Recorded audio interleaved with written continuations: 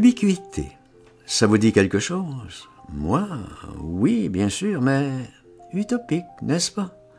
Seul Dieu, dit-on, peut se targuer d'une telle prouesse.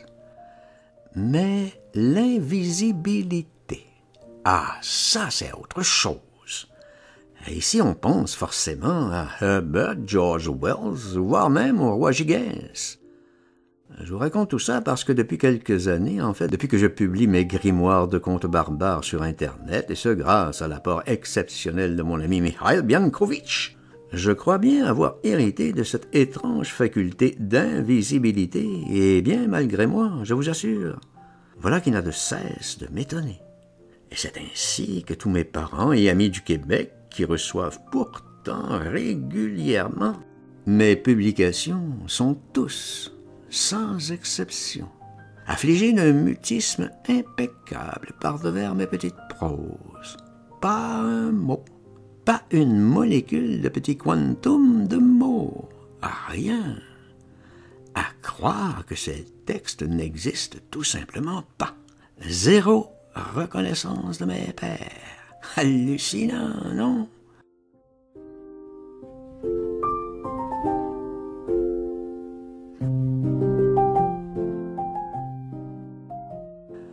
Au début, je vous avoue, j'en étais bien peiné.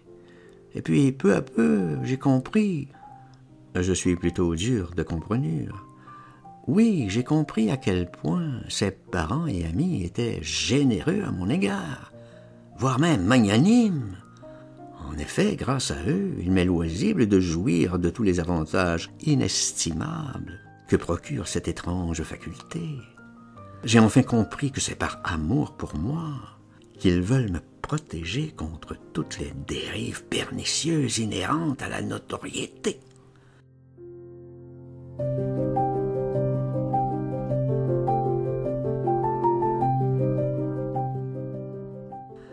Combien d'artistes ont sombré dans les affres de cette redoutable notoriété, les faisant dériver sournoisement dans l'océan putride de la vanité, là où pullulent tant d'écueils acérés qui, tels des récifs affleurants, risquent à tout moment de vous précipiter dans quelque gouffre sans fond. Ce qui m'amène à paraphraser une petite toune d'Offenbach. Oui, moi, ma tête pousse plus d'un pot.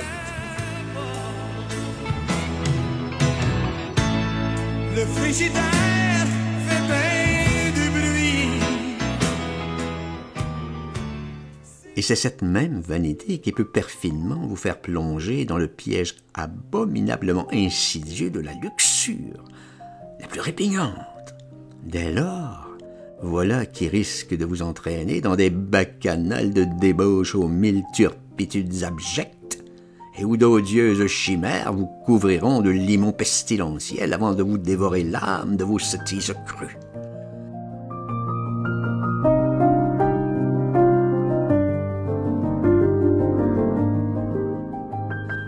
Seulement voilà, vous n'êtes pas encore au bout de vos peines, car la cupidité, oui monsieur, l'infâme cupidité aux bouffissures de fourbes forbans et aux hypocrisies de flibustiers chacals n'attend qu'un moment de faiblesse de votre part pour vous culbuter dans d'obscurs dédales aux tortures de cannibales mystiques où, fatalement, s'ensuivra l'usure blafarde qui va vous ruiner le ciboulot en moins de 2.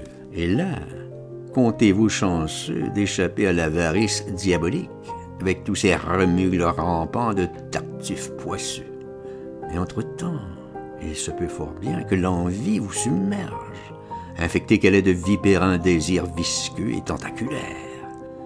Peut-être même n'échapperez-vous pas à la colère, toute ruisselante d'humeur sanguine aux lourdeurs de noirs parfums. Mais faudrait pas oublier la paresse, cette petite coquine aux allures de gourgandine vertueuse et qui va très vite s'avérer toute dégoulinante de malentendus en calembredaine fadaise et en esquive de balivernes fadas, tout aussi pontifiante que stérile, et qui va se révéler finalement être l'ignominieuse, que dis-je, l'immonde mère de tous les vices. Voilà. Ah là là, vous imaginez l'abominable enfer.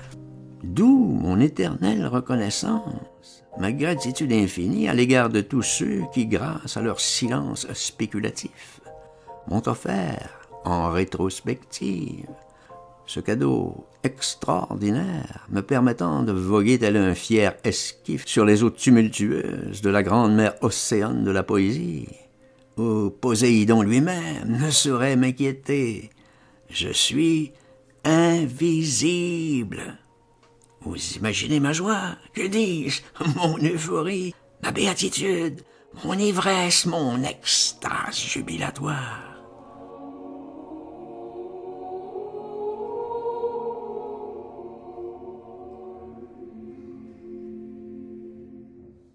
Cela étant dit, il m'arrive encore de méditer sur mes vieux délires livrés en pâture aux touffeurs ultramarines de mes antiques chimères, là où tous mes murmures en vivacité cavalière s'amènent en vrombissement de feu et d'étoiles d'or, où, bien sûr, même les enfants, dans leur transparence d'éclairs foisonnants, préparent l'émergence des temps obscurs où d'aveugles grands maîtres iront naufrager dans des aubes toutes cotonneuses et vibrantes en parfums de pivoine poivrée et d'azalées toutes rieuses d'espièglerie chafouine. Mais que de haine fielleuse et cabocharde, que de larmes grinçantes, que d'angoisse ombreuse au silence en flaques de glace noire et sournoise, avant que de pouvoir revisiter les heures de haute voltige dans des manoirs aux voûtes damassées d'effluves fractales et d'évanescentes subversions en reflets mordorés de mes admirables vétustés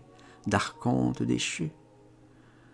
Et c'est au-delà de nos blindages de néant ténébreux, aux lunes maléfiques, qu'on jaugera les âmes mortes au combat, et qu'on pourra soupeser les épanchements noirs de nos cœurs perdus dans des confusions méticuleuses. Invoquons donc nos anciens prodiges de grands-ducs obnubilés, face à tous ces espaces en cours de dévastation, et anticipons vivement le consentement tacite des longues nuits du monde, toutes en fluidité de ciel clouté d'étincelles d'or, toutes très attentives au souffle colossal de la galaxie. Et c'est tel un Prométhée des temps modernes que j'irai, à l'abri des feux du désir, au-delà de mes horizons verts. Ceux-là même qui vibrent en scansion d'opaques clameurs et en invisibilité des aurores aux grondements de complicités immobiles et aux brûlures d'éclairs foudroyants dans la grande montagne blanche, celle des mystérieuses féeries en déferlement de flèches à tête chercheuse, ciblant dans les grands prés du monde toutes les laideurs lourdes endormies dans d'improbables déshonneurs aux sournoiseries d'élégiaques mafieux. Il est maintenant plus que temps pour moi de revêtir mon avatar de saule pensif et de me plonger dans mes précieux papyrus.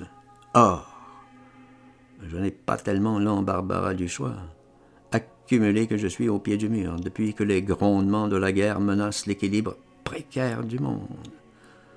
Et c'est ainsi que j'en arrive à voir l'ange exterminateur, tellement imploré par l'empire anglo-américain qui, je le pressens, n'hésitera pas à déchaîner l'Armageddon à seule fin d'entraîner dans sa chute tout le reste de la planète. Et je ne peux que songer à ce vieux film de guerre américain au titre tellement évocateur. Apocalypse Now.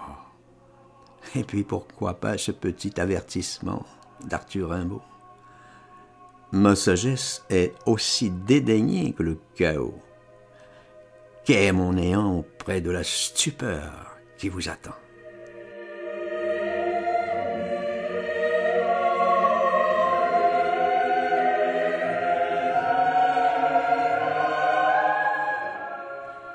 Et voilà que 2023 s'amène avec son lot de bien sombres perspectives. Puisse Dieu nous venir en aide. Mais pour l'instant, peut-être bien qu'un bon petit rhum. Allez, santé.